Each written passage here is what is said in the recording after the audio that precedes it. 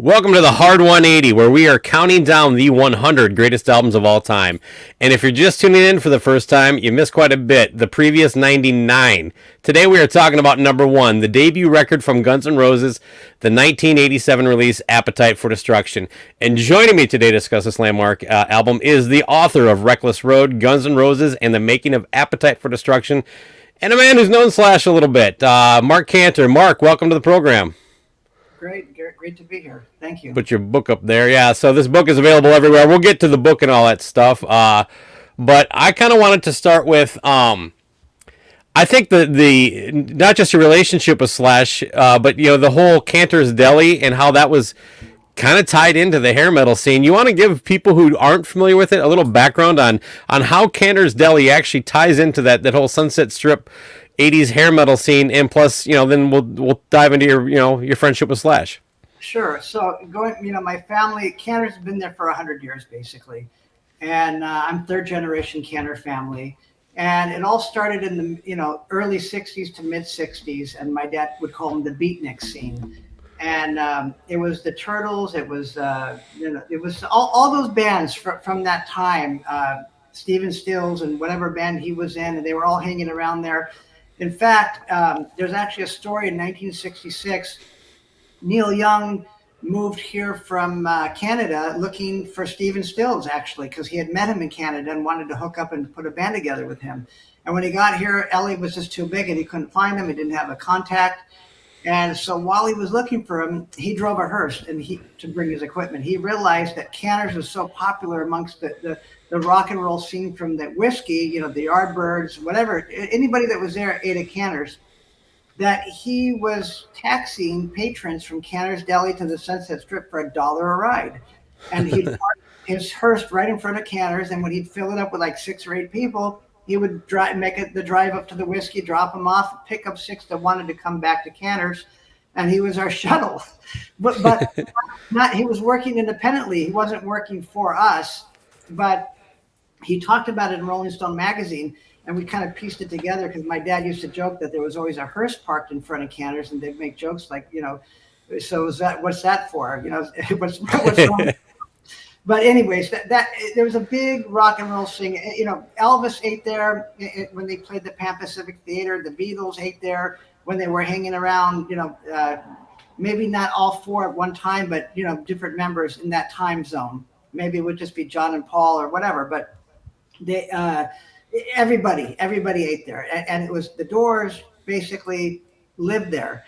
Jimi Hendrix, when he was at the whiskey, he'd sit with my grandfather. So there's a lot of history with rock and roll and Cantor's, and like Frank Zappa would start a table and with some friends, and then he would, other people would come in and they'd hang out with him, sit at the table. He would leave eventually, go home. He'd come back the next day or later on that night, and that table would still be going, just with different people that walked in. That was the rock and roll table. That was the beatnik table. So that's the history with Cantor's and rock and roll. But for Guns N' Roses, it actually ties in also because, first of all, Slash's parents brought Slash when he was little to Cantor's all the time. They lived in Laurel Canyon in that area, so of course they ended up at Cantor's. But I met Slash back in 1976 in the 5th grade. We both went to 3rd Street Elementary School. And I had a motorbike with a Briggs & Stratton engine in it. I was parked at the KFC on Fuller and Third. He was walking by and was thinking of actually, taking it. And then he looked inside and recognized me from school. Even though we weren't friends, maybe we seen each other in the yard. And so to make it simple, he just made friends with me, and he got to write it. And then it turned out he lived on the same block. We carpooled to school. So that's where that started. At some point, we weren't listening to music back then. But at some point we started riding BMX bikes, and he got really good with that. And when he'd go off a jump, flashes would go off. People were noticing him. He had a good talent for his artwork. Anything he drew in school was like dinosaurs and, just cool stuff. And you just knew that he was talented. And so anyways, long story short, in the middle of junior high school, he got kicked out for probably smoking cigarettes. And anyways, we lost touch for about a year or so. And just because. What year about would that have been? Hold on, let me shut this dog up. Yeah, no problem. Quiet. Uh, Now you got nothing to bark at. Sorry about that. yeah, So anyways, that was that's my okay. it was like 1978, 1979 Okay. ish when we lost touch, and then we found each other again, like probably close to 81, going into the summer school of high school. And at that time, I had an Aerosmith shirt on. He had like a Zeppelin shirt on, and we kind of banged heads a little bit and said, "What's going on?" And we realized we had the same musical interests. And then he told me he's been playing guitar for a little bit and he's in a band. And I right then and there, I just knew that it was going to be good. And I went Really? with him that day. My mom came to pick me up. I said, I'm going to go hang out with him. And so we went to the rehearsal and he plugged it. He had a BC Rich Mockingbird. He plugged it into a Sun amp and he got such a thick sound. And, they were playing Black Sabbath covers and Aerosmith Zeppelin covers, maybe a couple original and some blues. But the sound and the tone was the first thing I noticed. And when he went to take a break, I picked up a guitar and started diddling around with it. I play a little guitar, and I wasn't getting those sounds that he was getting. So it's not the guitar or the amp. It's the Yeah. person. And what really got it was when they went into a blues jam, and he got to improvise because, of course, he hit the solos properly. The notes for notes, and he had the right tone when it came to Heaven and Hell or whatever song he was playing. But the trueness came out when he was playing improvised blues, and that that got into your bones, and right away you knew this is what he was going to do for a living. So I kind of made it my point to make sure he gets to the next level, and stuck with it and promote him and help him in any way I could.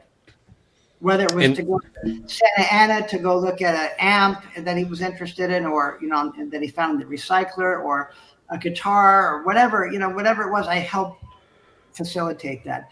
I noted there's one thing I could say later on in the story. So right around that time, he had a wah-wah pedal, and they did a cover of Dazed and Confused, and he nailed it pretty good. It sounds like an old Zeppelin bootleg from 1969. well, And that wah-wah pedal eventually broke, and that was the end of that. It was history. Never saw it again. Now, fast forward 5, 6 years later, we go through everything, and Guns N' Roses already signed. Slash is not playing with a wah-wah pedal, and it's his birthday. July of that year of 1986. And so without him saying, "Hey, I'm looking for a wah-wah pedal," I went to Guitar Center, bought him a wah-wah pedal for his birthday. And what does he do? The next thing he comes up with is Brownstone and Sweet Child of Mine, which are full of wah-wah pedal. And so the guitar solos that he played that night when he debuted those songs at the Whiskey was August 23rd. It's exactly the way you hear them on the record. hmm. And he ripped it out. It worked. He remembered it, and it ended up on the record. But so that was I didn't really contribute music, but I did make that contribute in my idea to get him that wah-wah pedal going again. And so I'll take a little credit for having that being my idea that to get the wah-wah pedal, because he did good things with it in the past. So let's see what can he do with it now.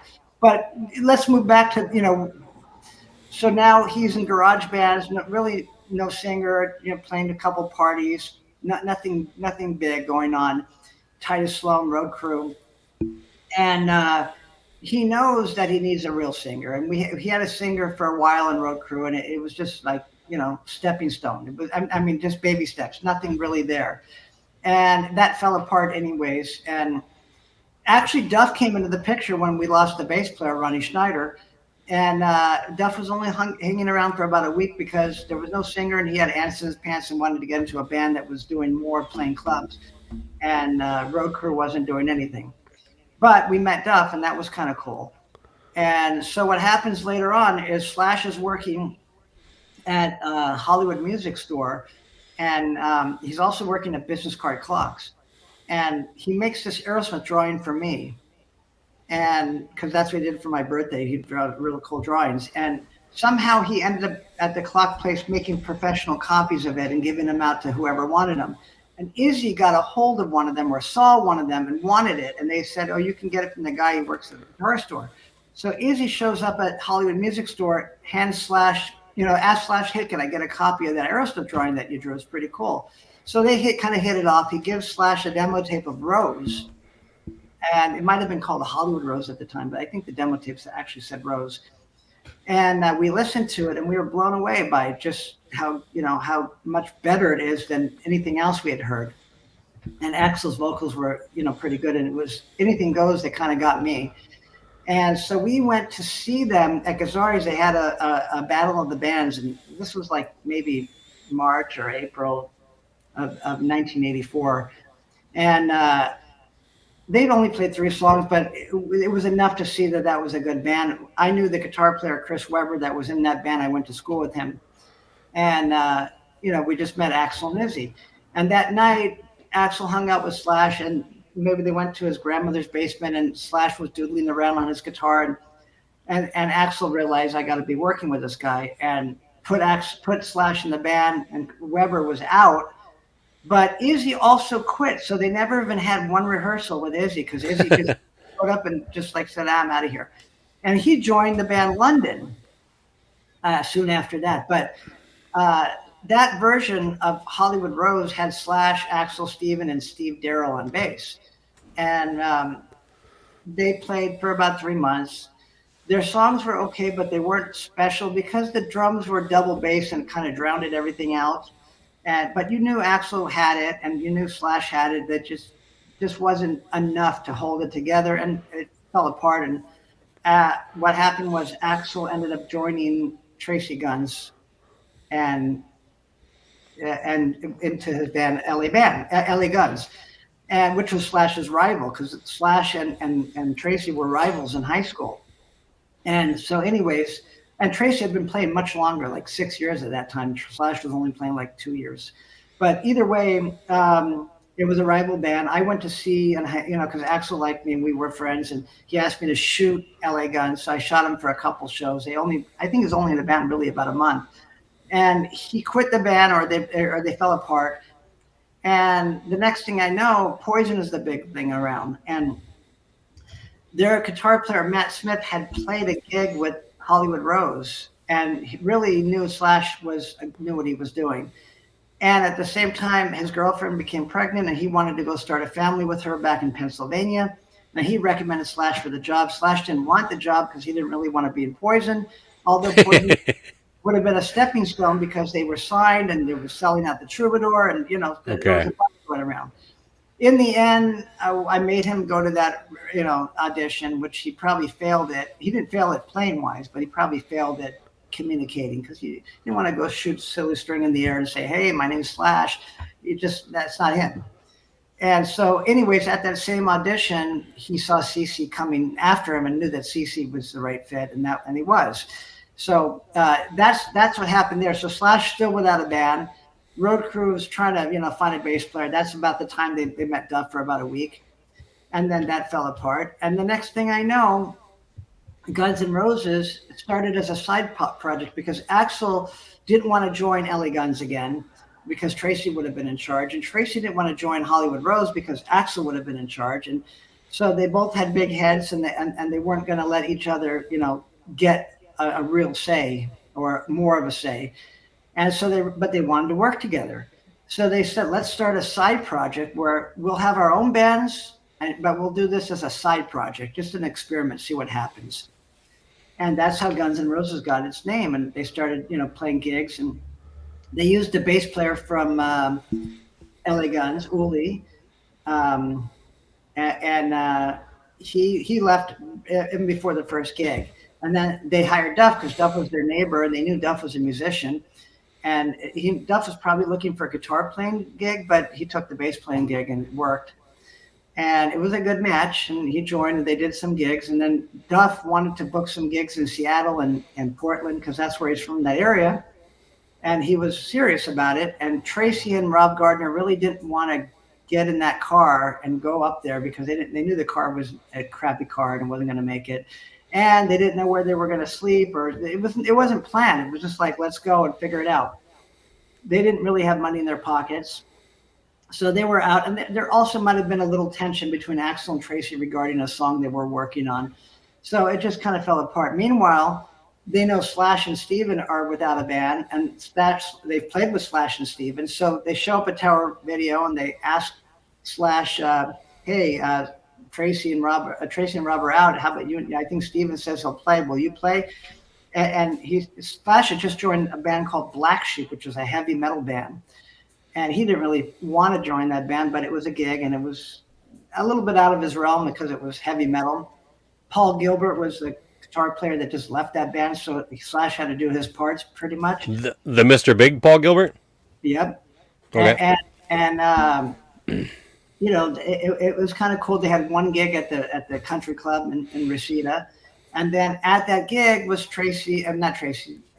Axel and Izzy saying, "Hey, Tracy's out. We got a gig coming in 4 or 5 days from now at the Troubadour on June 6th, and we got this tour booked. Are you in?" And Slash says, "Yeah, I'm in." So he quit Black Sheep.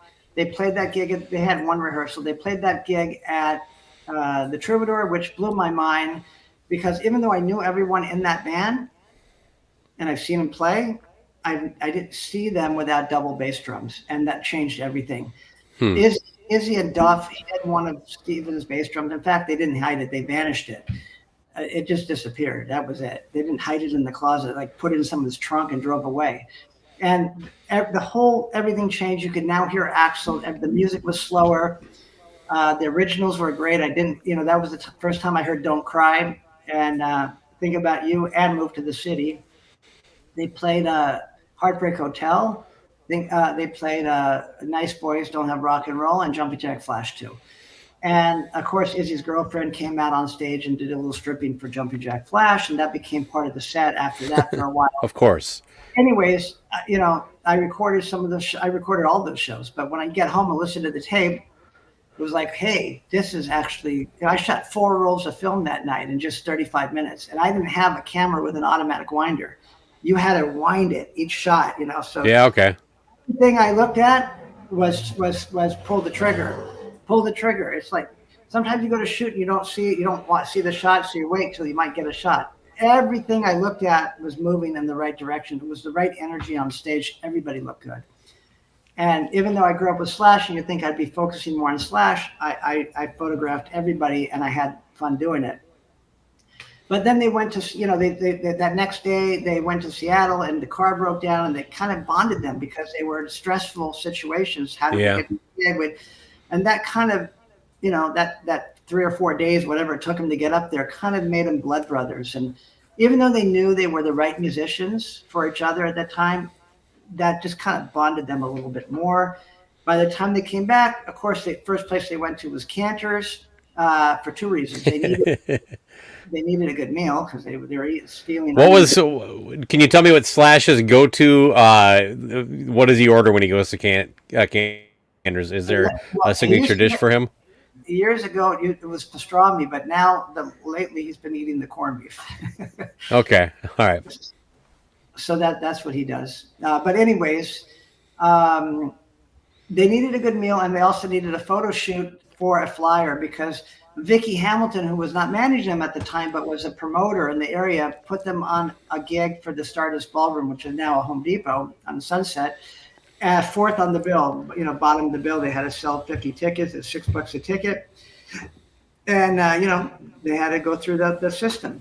And each gig just got better and better. They added Mama Kin to that gig, and that was fun. And all of a sudden, they come up with "Welcome to the Jungle." And that's like, where did that come from? Yeah. That's ready to go. Even the guitar solo, same as you heard on the record. It didn't need producing. It didn't need any tweaking. It was just the first time they played it was ready to put on the record. And that showed me that not only do they look cool and sound cool and can play cool and everything else, they can also write really good. And of course, "Don't Cry" was already there. And "Think About You." These were songs that were good. And then Rocket Queen came 2 months later, and they debuted that at the Troubadour on July 20th, actually. And that was damn. That sounds just like it does on the record, and note for note, pretty much.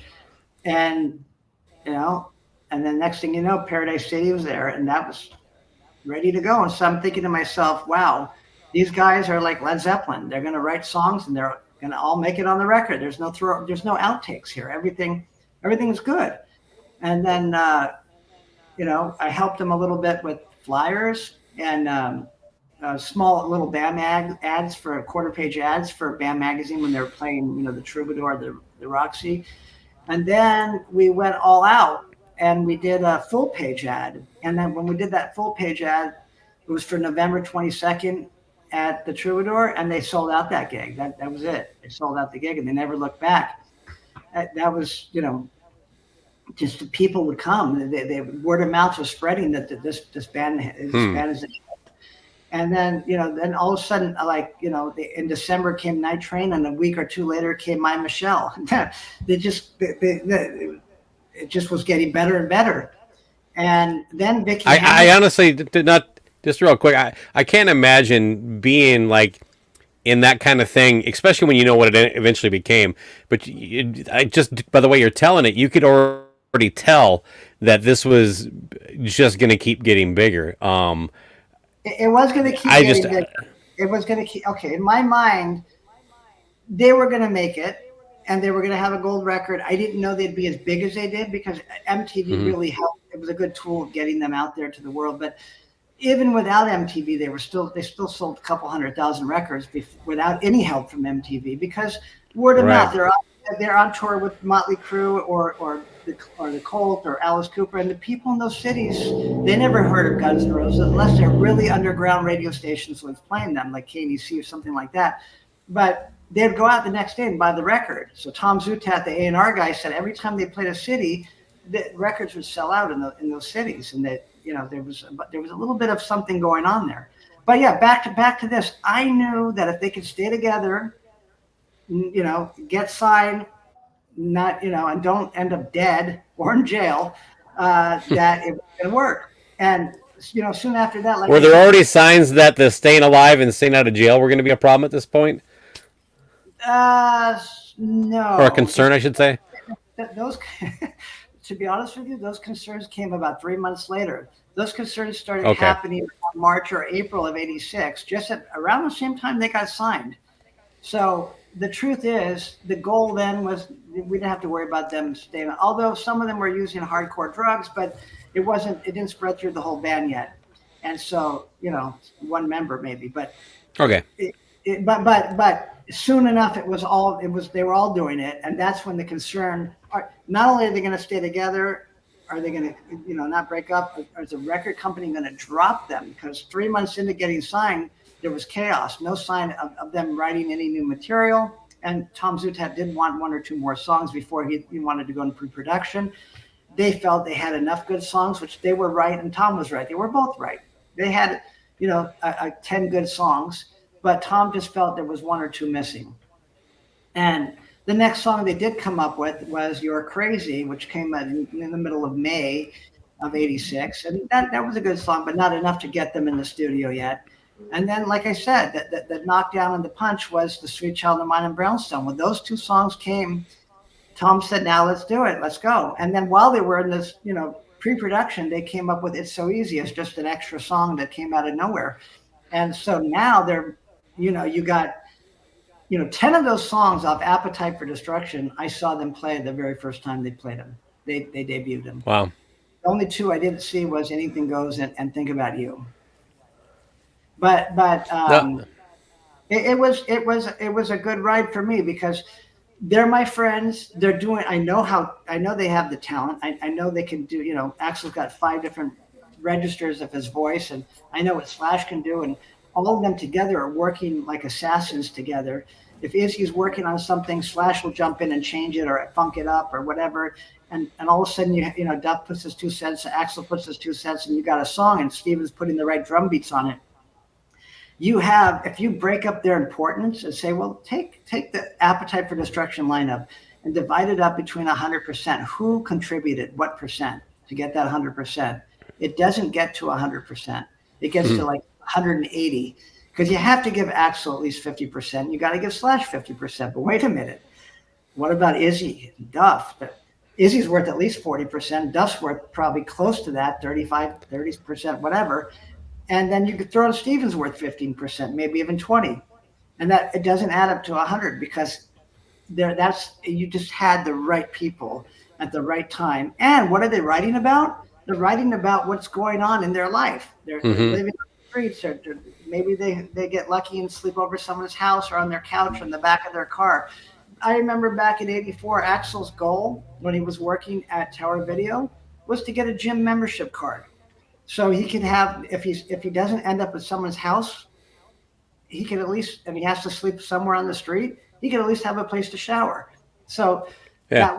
that was the goal in 1984. So it just they they they they just they were writing about what was going on there, and they were working together. No one came up with the song and then everyone else kind of decorated. As soon as someone came up with a riff, they all jumped on it because they were all. Later on they did write. So when they had a little bit of money, they were writing. Let's say in '88, they already had their own apartments, or some of them had probably homes, small homes. Then they would have a studio in their home, and like Izzy would record a whole song, write and record a whole song, and then give it to the Sure. band. Slash had to then put a guitar solo on it, and maybe yeah, he had to play on it too, but the song's already there. Axel, either had to write lyrics, or maybe Izzy wrote the lyrics and Axel wrote some melodies, but it wasn't much to fit. It wasn't a team effort. It was one person giving a song, and then everyone else kind of playing on that song. Where before, and I'm not saying it's a bad thing, it's just things changed. In the days of them living on the streets and writing the songs that ended up on Appetite, though that was a team effort, 100% team effort.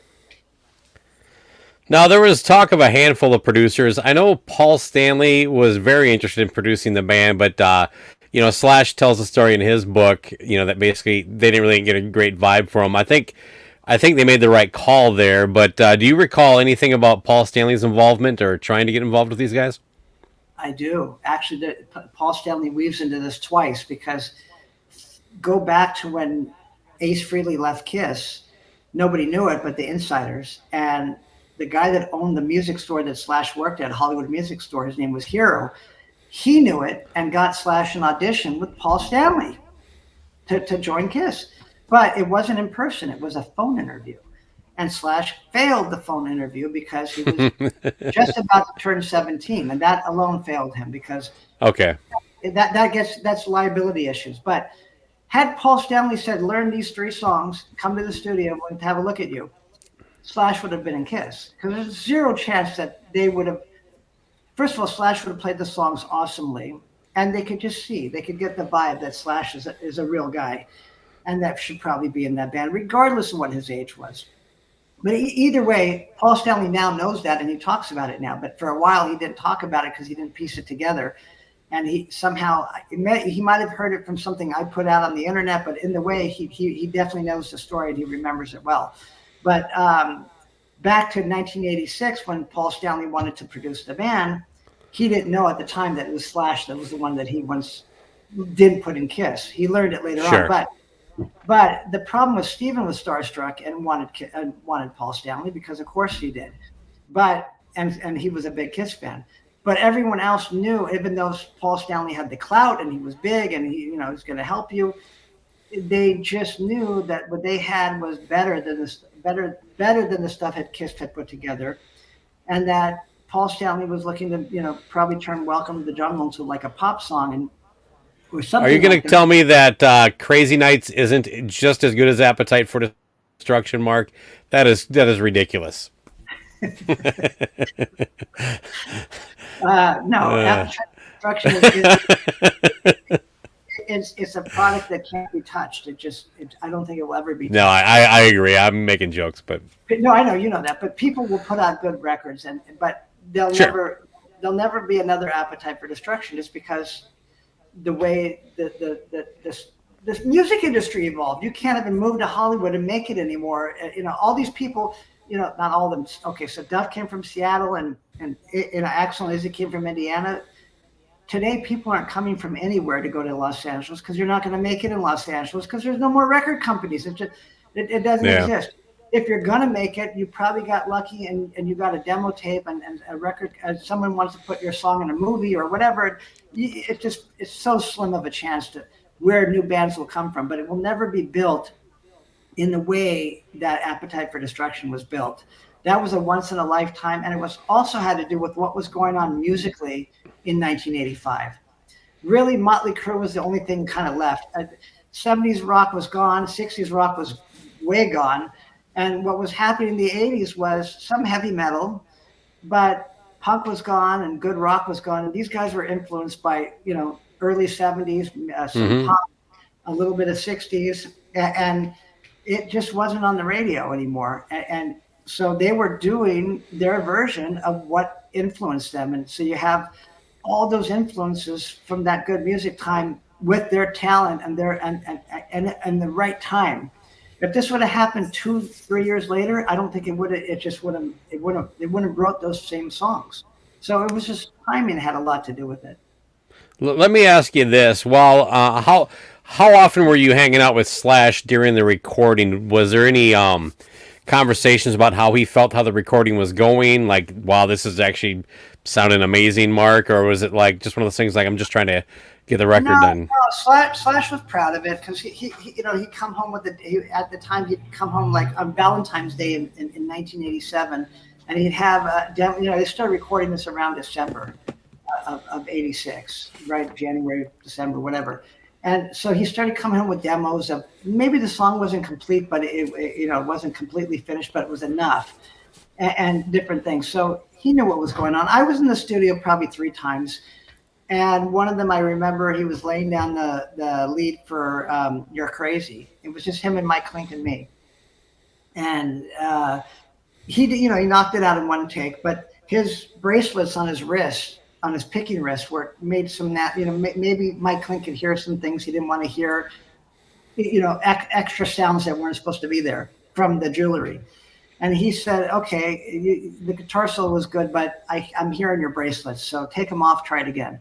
And Slash is like a one-take guy. He doesn't like to do things twice unless he really screwed it up, and he doesn't usually screw it up. But anyways, so rather than take those bracelets off, he twisted his arm, like this, and went in and did this. You know, why not just take it off? But he took Yeah. the. But no, I mean, he knew like he had a guitar and he didn't like the right sound out of it. And, he was influenced by the Toys in the Attic sound, 1975-ish, kind of looking for a good Marshall with a good, Les Paul. And, he had some people make him, Alan Niven got somebody to make him a Les Paul copy, a cheaper version of it anyways, to help him do that. I remember he had this SG that he was playing and he wasn't happy with the sound he was getting out of it. He might have used it for my Michelle actually, but still, it was, you were talking about producers and we skipped that for a second. They went through a handful of managers till out and they finally Alan Niven was strong enough to be able to handle the craziness of what was going on and kind of manage it.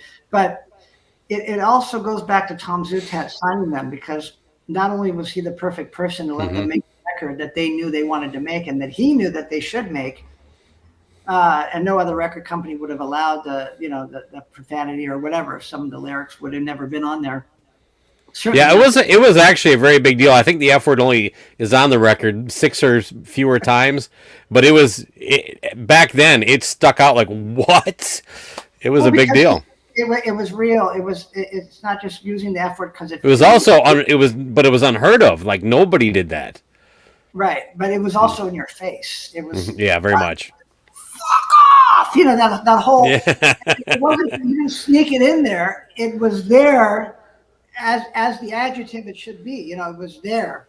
It was there in the right places. And even the band question, can we get away with this? And Tom's like, yes, yes, yes, we're going to do it. But anyways, Tom was smart enough when they were going through different producers because they talked to a handful of different producers and honestly, maybe one or two of them would have never worked, but some of the other ones would have worked.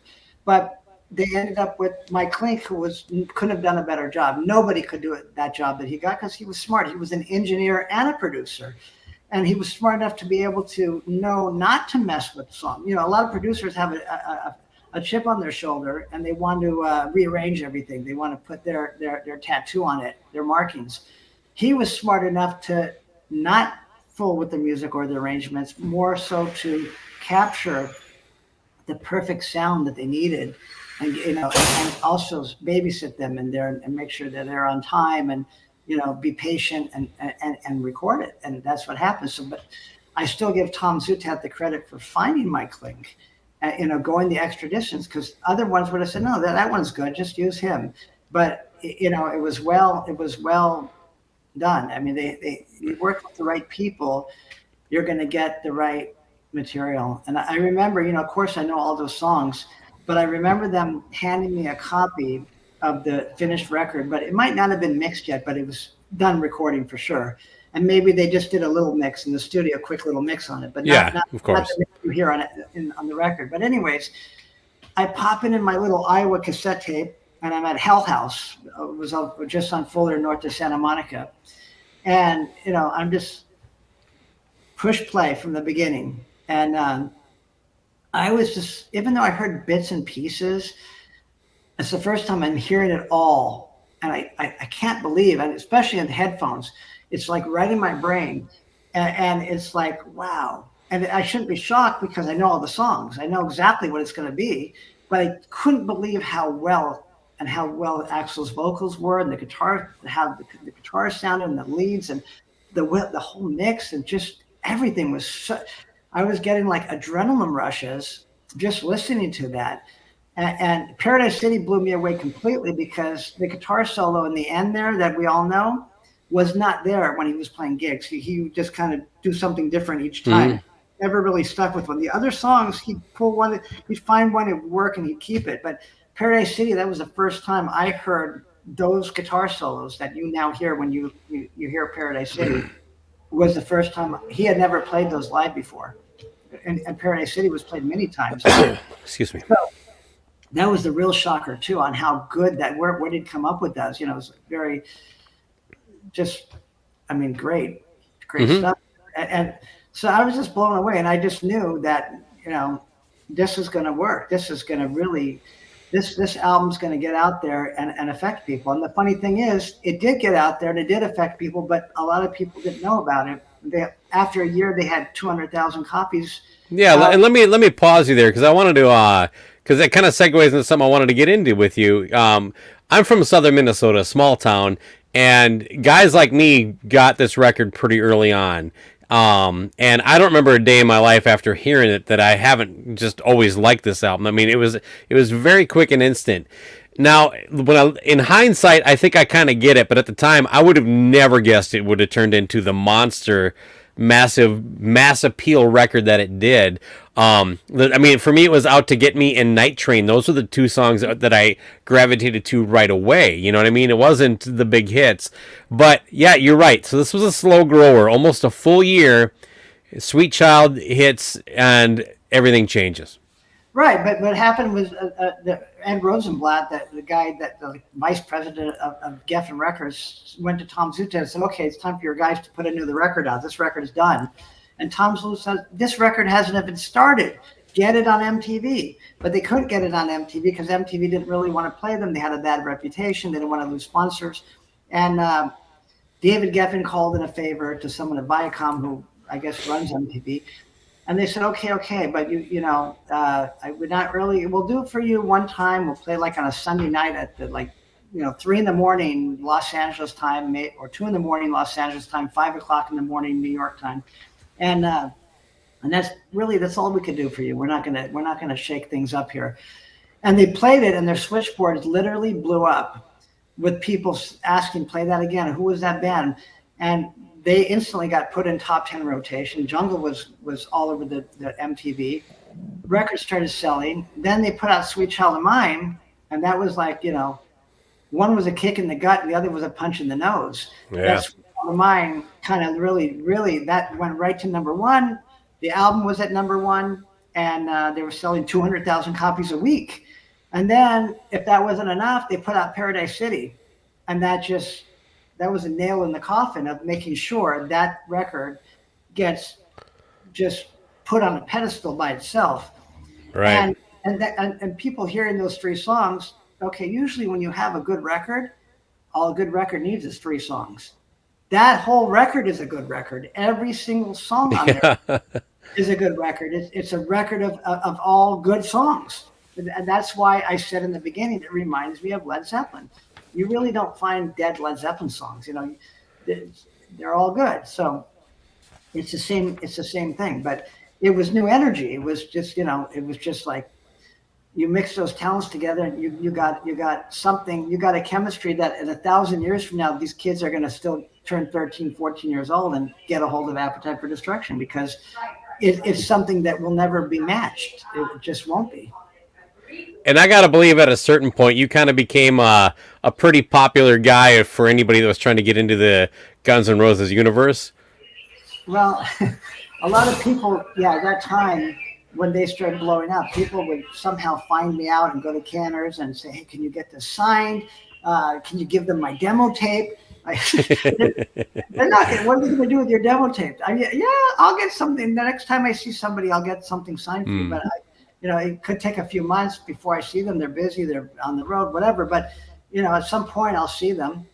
But as far as the demo tapes, there's nothing I can do with your. I'll Yeah. listen to the demo tape, but you're going to have to go through the channels of figuring that out and getting it to the sending for the record company and doing that. I can't get you a place in line here, but yeah, I mean that's pretty much now.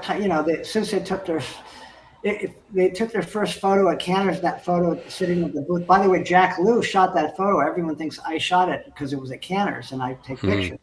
And my book has probably 70% of my pictures, but the other 30% are Jack Lew's. And Jack was a more skilled photographer.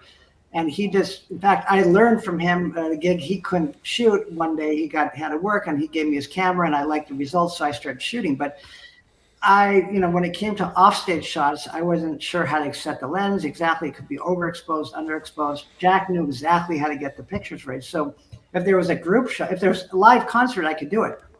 But if there was a group shot that they need for a flyer, that's important. Of course, that's going to be Jack Lew because he's going to hit it right on the nail every time and do it right. But anyways, that photo of them sitting at the booth, now that booth is famous. People come from all over the world just to eat there, sit at that booth, feel the aura. And, I see every day they come from Argentina, they come from Italy, they come from Canada, they come from all over the globe. And I'd say at least every day somebody's there, sometimes 2-3 times a day. Now, So is the booth still intact? I mean, I gotta believe you had to have the thing recovered at some point. the table's still there.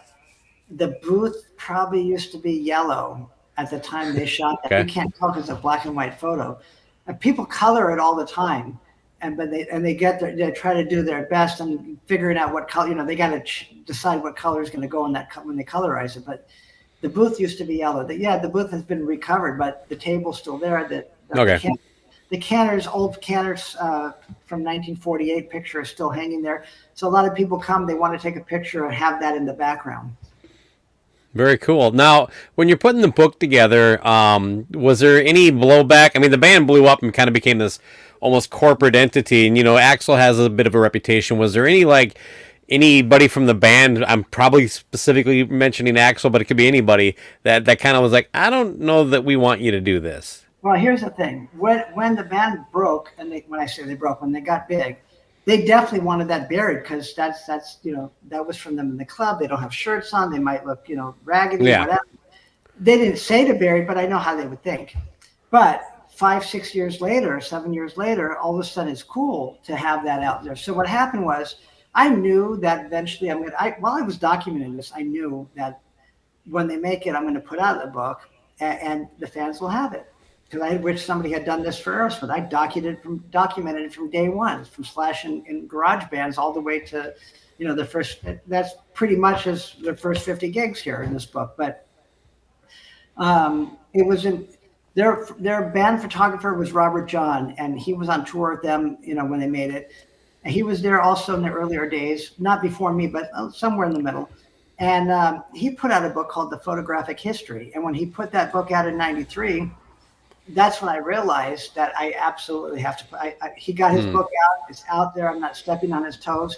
My book is different because it really stays in the clubs and it's about the flyers and the ticket stubs and what was going on at that time.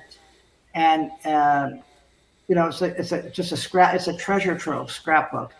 So I called Axel. I said, I want to put together a book now. And he said, that'd be a good idea. It'd be good for you. It'd be good for the fans. It'd be good for the band. So the OCD that's in me didn't just put it together. I spent 15 months, 5 hours a day, working from like midnight till 4 or 5 in the morning. And when I got the manuscript done, it was like later on, maybe Halloween of '94. And I took it to Axel's Halloween party, actually. Oh no, I did take it there, but I took it to, when I was ready, I called Axel and I said, I have it. And he came, he took a look at it and he was blown away. And, but the problem is the band wasn't doing much. And the agent I used was the same agent that Robert John had used. And the agents make their money on advances, really. And they wanted money for the book, a lot of money, probably 75,000, whatever. I didn't care, because what does an advance mean? If they're going to give you the money now and then you're going to have to sell all these books before you ever get money later, I don't care. I want the book out, but they care. They don't want the book out. They want money. So no one's willing to pay for a book when the band's not putting out music, even though they know it's important. They just really don't care. So what ended up happening is the book nobody was doing anything. And about a year later, I took it from that agent and I found somebody from William Morris by accident. They happened to book a gig at the Kibitz Room in the Canter's Bar. And I showed them my manuscript and they were like, whoa, you need to get this out. And so they hooked me up with someone from the literary department, and he was from New York, and I sent him the book. Here's the book here too. I sent him the book, and it didn't look like this at the time, but it was cool. And he sat on it for about a year or two and did nothing. And then one day I just found it. He didn't even say he's sending it back. I just found it. He sent it back to me. So basically it fizzled out. And so the book went in my garage, and I sold my rock and roll collection of magazines. I had Circus and Cream and Hit Parader. I had them all organized, and I had back issues. I had them all the way back from the early 70s. I sold that magazine. It took me a year to do it, and I was going to use the money to fund self-publishing the book. Okay. And what happened was I started looking into it, and it was hard. It wasn't going to happen. But I still wanted it. It just wasn't going to happen.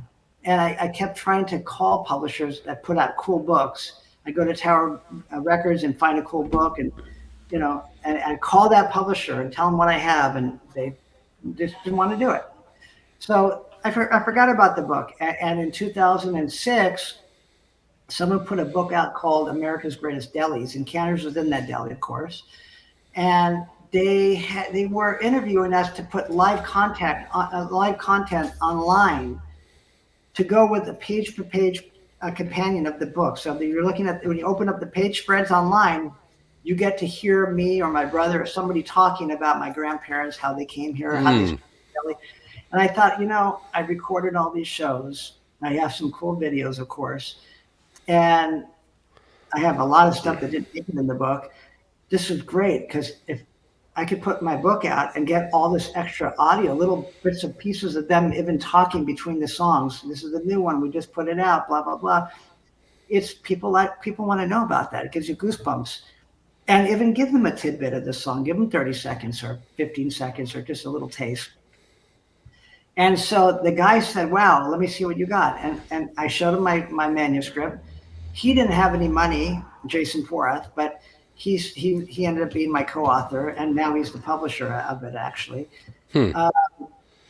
He found some doctors, called me back like 3 months later and said, I found some people, and we could put your book together if you still want to do it. I said, of course I want to do it. It needs to be out there.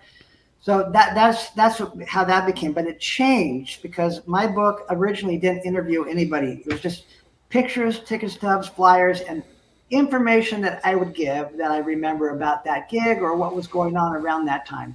Just tidbits of information. Jason wanted to interview band members. And at that time, Axel was no longer interested in the old band. He was focusing on the new band. So I got Slash, Duff, and Steven. I did get a hold of Izzy, and he was very excited to know I was doing this.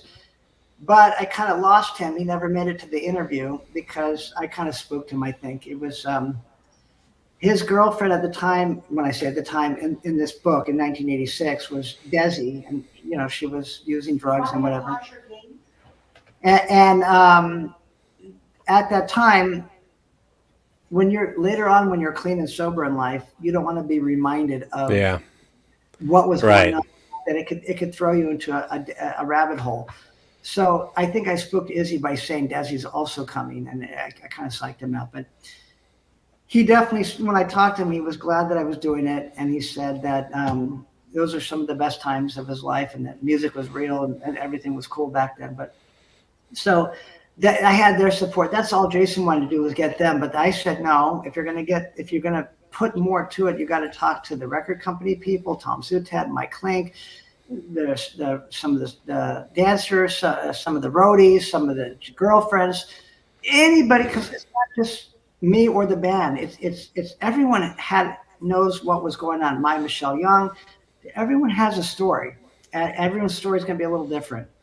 And so the more the merry. The problem is we couldn't find certain people. The internet wasn't good enough back in 2007, so we couldn't find Rob Gardner, just a couple handful of people. But soon after the book was done, we then started finding people. So at some point we put together that first 50 gigs podcast during the pandemic to get people that weren't involved in the book, or even if they were involved in the book, more deeper into it. Because with Sure. podcast, as you know, you can do a whole hour. In a book, they're only going to get some blurbs. So that my goal in the end was to get this information out to the people that want to know about it. And because I grew up a music fan, and I would love to know these things about the bands that are my favorite bands. Some people don't really care. They're just into the music. But other people, I was the guy that went to Westwood on a Friday night and came back with some cool posters and put them on my room. And, I even had them on my ceiling. But, music really music really does things for you. It gets you through a lot. It helps you. It And does. those people that made the music, sometimes people want to see those people. And Guns N' Roses is pretty much one of the last bands that you would say, I want to put their poster on my wall. Because after that, really, like music that they're making today might be good, but it's not, they don't have the image that Zeppelin, Aerosmith, the Stones, Guns N' Roses had an image. And there was something cool about it. And you just don't see that presence anymore in these bands today. And you might not even be able to identify all the members of the band. You might just know who the singer is or the guitar player. So, there's something there. This is, Reckless Road has like 900 images in it. Okay. So it's just, and it's cool because it's never been done, because the only time something like this could possibly get documented is if it's an all-star band, members from different bands that have come together, like the Traveler and Willbladers, or someone that everyone's known in the band, and someone might document it from day one. What they're doing. Sure. No No, one's it's very fortuitous that you jumped on kind of following Slash when you did. Yeah, I mean, but it wasn't only Slash. No, I know, but you started there. I mean, I started with Slash because Slash was, and even the people that were in the bands with Slash knew that Slash was going to outgrow them. He was already miles away from them. It was right. Their time was limited before they wanted to see him make it too, and so nobody knew that we had find 5 Slashes. Like 5 people that were all were all shining stars that needed to, but they just happened to come together and make it work in that band. But so there was a lot of image there. And so when you're looking at these things, you're looking them in a song that might be, you say Night Train did it for you. Well, so the Music Machine in December 20th, 1985, they debuted Night Train. So you might want to see pictures of them playing Night Train the first time they ever played it. It might do something to you. So sure. I sell photos sometimes online and on my website, marccanter.com. And people say, oh my God, you have so many cool photos. I got to get one, but I don't know which to pick. And what I'll usually say to them, what's your favorite song? And if they tell me Welcome to the Jungle, okay, so how about a photo from the first time they ever played Welcome to the Jungle? It becomes a conversation piece. People come to your house, they look at the photo, and they see on the bottom it's written, Welcome to the Jungle debuted at the Troubadour, July 20th, 1985. They're looking at the picture. They're going, "Oh my God!" So somebody actually. I gotta tell you, Mark, as a guy, I've been in bands. I've been photographed, and if you showed me a photograph and you said, "What song are you playing?" I have no fucking clue. It is amazing that you have that type of connection to this stuff. Here's how I do. Okay, so you can figure out, do the math. They show up on stage, and you've been in bands, so you know. You got your leather jacket on. Okay, after one song, it's getting hot up there. Those lights are hot. Okay, all right, I see where you're going. So now, pretty soon the shirt comes off. So you could, when you look at the photos, I recorded the show, so you have the songs. You could tell what, and also sometimes you could also see he's got the slide. And he's playing Rocket Queen. Obviously, he's playing the slide solo in Rocket Queen. So here it is. And I have a group shot of all of them on stage at the Troubadour the day they debuted Rocket Queen, and he's got the slide on. So of course he's playing Rocket Queen. But so, Okay. that's how I can't do it every single time. But what I can do is for sure. The fact you can do any of it all is amazing, though. No, but I can tell you for sure the picture came from that gig, and that was the same gig they debuted that song. But Okay. sometimes I could even get you right to the photo based on Even that's pretty impressive, though. The fact that you remembered, like, this is the time that the gig that they played this song first. That's when I recorded it. So Okay. if you record it and you have the tape and you write the date on the tape, and then Okay. show it that before that show, Welcome to the Jungle didn't exist. Now it's all of a sudden exists. So that was the debut of it. So a lot of it's just, I know what you're saying. It's impressive if I could remember these things, but remember, I have the tapes to help me remember these things. And when I was working on the book, I did all that research and I transcribed the shows, listened to the tapes, wrote what they said between the songs. So I have it embedded in my head. And then you add the OCD of getting it right, leaving no stone. Now we're getting somewhere. It's a mental issue with you. No, I'm just kidding. It is because it's gonna. My OCD doesn't have me washing my hands or stepping on cracks. I can care about that. What it does is pushes me to do the best I can on something. So I use it. And also, it could, if you use it, it could also annoy you sometimes. It could be raining and you're working on electricity outside, which isn't a good idea, but your OCD says, no, just do it anyways, pass it. But so it can come back to haunt you, which is not a good idea. But if you use it wisely, it can help you get a better project done and to look at every possible thing. How do I make this the best project? But and I think I hit that goal. I'm happy with it. There's some typos that I wish weren't there, but that's a whole nother story in itself. Not my sure. Yeah. Well, let me get into some of the cultural impacts that this record had. First of all, I mean, we're talking about a scene that the guitars had kind of turned into like these Kramers or Charvels. Where in the Floyd Rose was really popular, and the bolt-on neck, everything is kind of that Strat. After this record, it's okay to play Gibson guitars again.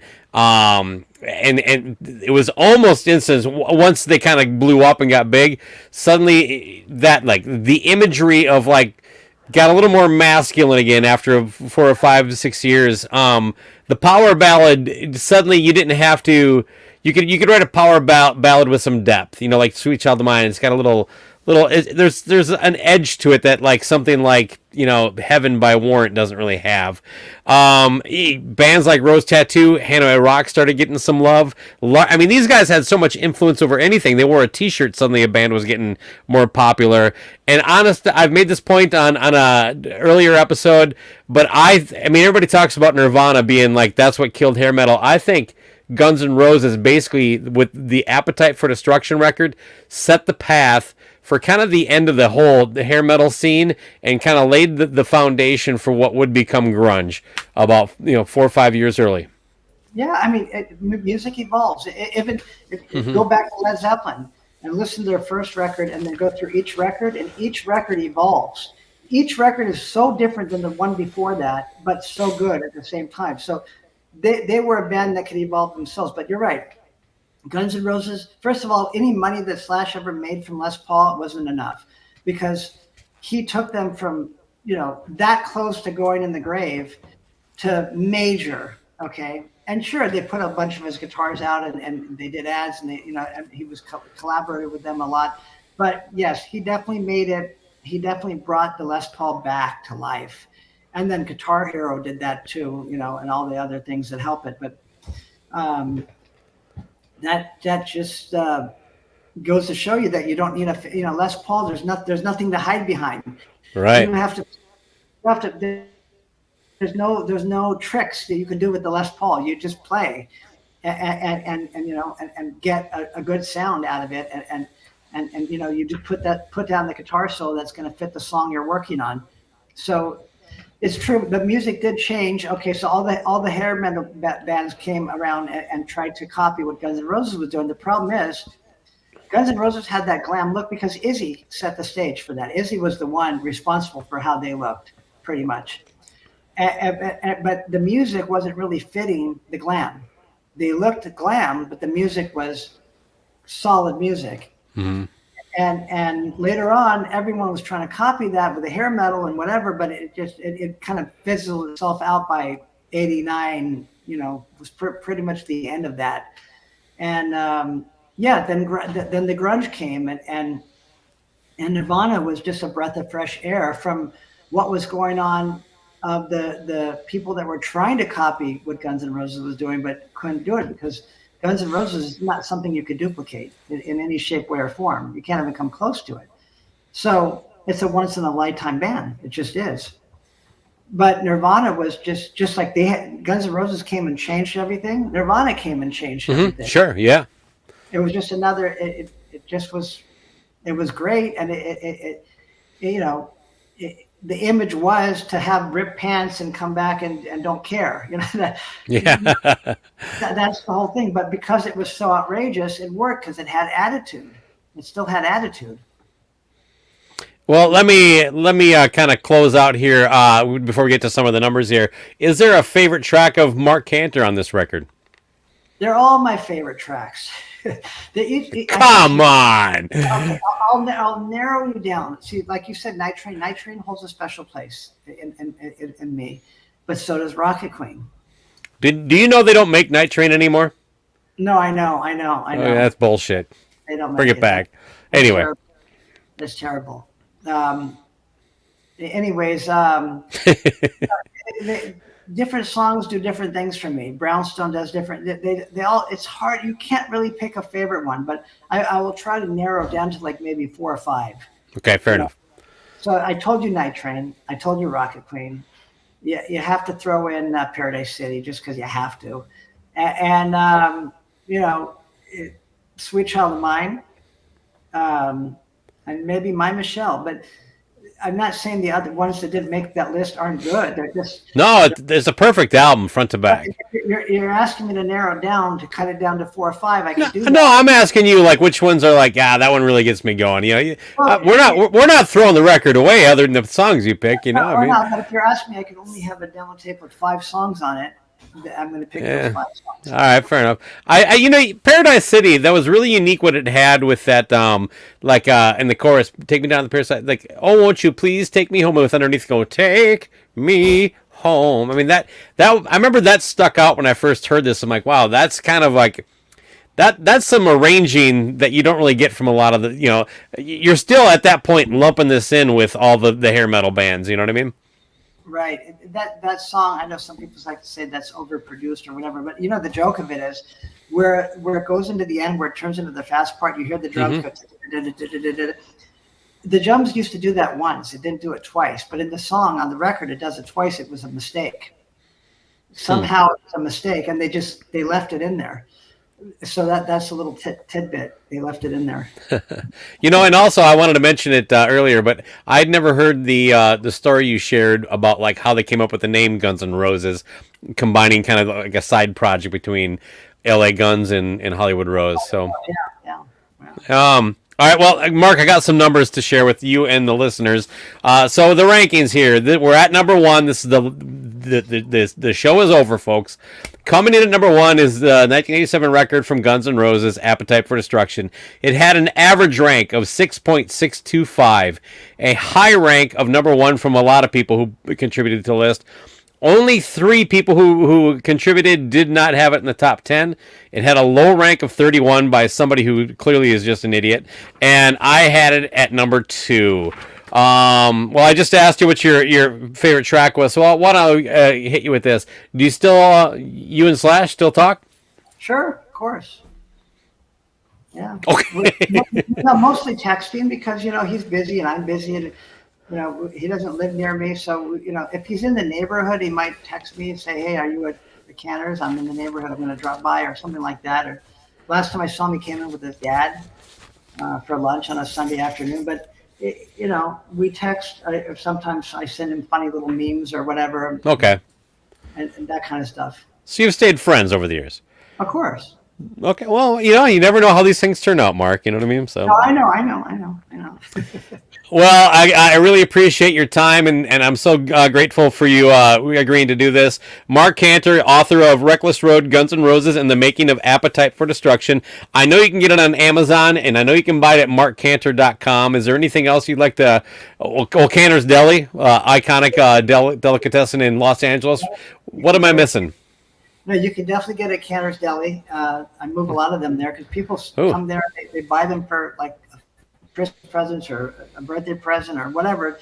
Some people are paying their check and they fumble through it, and I watch them. You can see they're not even really fans, but they're intrigued about what they're seeing and they buy it.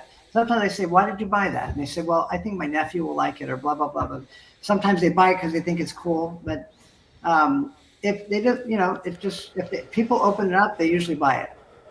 Very cool. Well, again, thank you. And thank you to the listeners who have followed me along this journey. We're almost a year in.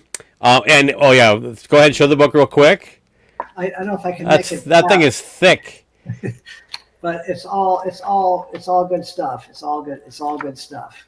Yeah. And I'll put links in on the show notes, too. Yeah, at the Troubadour. That's the first gig with the Appetite for Destruction lineup at the Troubadour. Wow. And I never actually showed it. This is I prep all this stuff and I forget to do anything with it, Mark. So yeah, there's the album cover. This is the original cover, of course. Most people know the story there. And again, thank you. But to the listeners, we're done. We made it through 100 albums. Can you believe it? So thanks everybody for following along. I'll probably do some bonus episodes, just kind of side tangents of this scene. But I really appreciate it. And until, well, this is the last one. Your moment of Lee.